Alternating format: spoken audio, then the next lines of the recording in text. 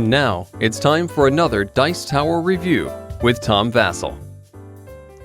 Hey folks, today we're taking a look at a game called Jeju Island. Now Jeju Island, Jeju-do, is an island that's just south of South Korea. It is basically their Hawaii. When you live in Korea, if you want to go on vacation, there's many places to go, but one of the popular places is go to Jeju Island, and there's lots of tourist attractions on it. And so what are you going to see? What kind of touristy things will you do? That's what this game is about.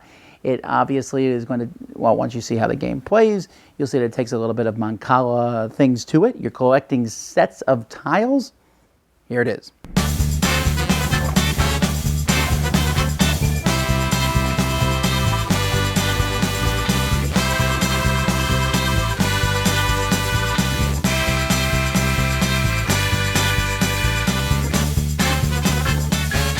Each player has a color. They put a disc in front of them to show what color you are. You will also have 2 discs on the board. There's a pile of tiles that are, evenly spread out amongst 6 different spots on the island. And on your turn, you're going to pick up a stack that you have a color in. So let's say I'm red.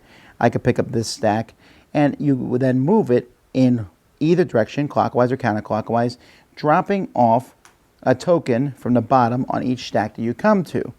So, for example, here, they drop the bottom black one off and then red. After that, everyone will get the tiles of where they're at. So red is going to get these 2 tiles. Green would get this tile. Blue would get this tile. No one's here, so no one gets it. And this one is a black that's neutral tile. No one gets that one also.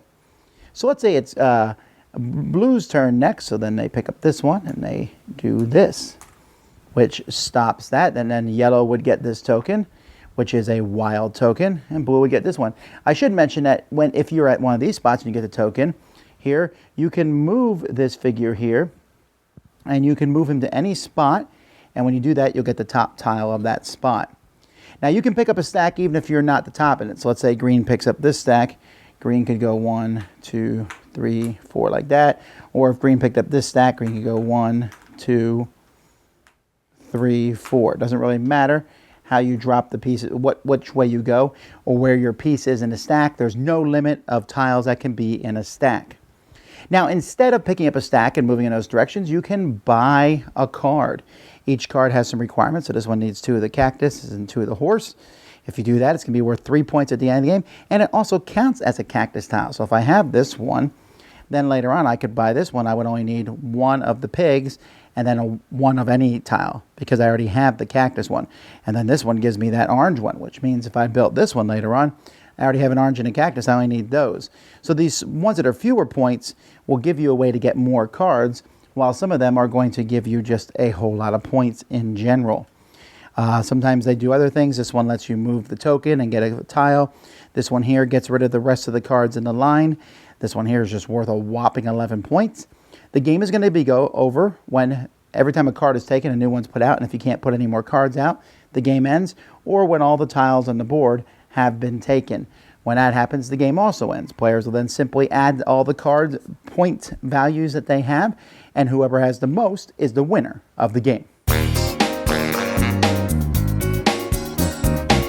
Now this game has that cutesy artwork. This is very popular in Korea to have this little artwork. It has almost a like oh so precious type feel to it. But the components for the game are really quite nice. These discs here are nice and thick. There's one of the tiles is a wild tile, and then that tile has an asterisk on it, so it's easy to note that that tile is different than the rest. It sees a little star there.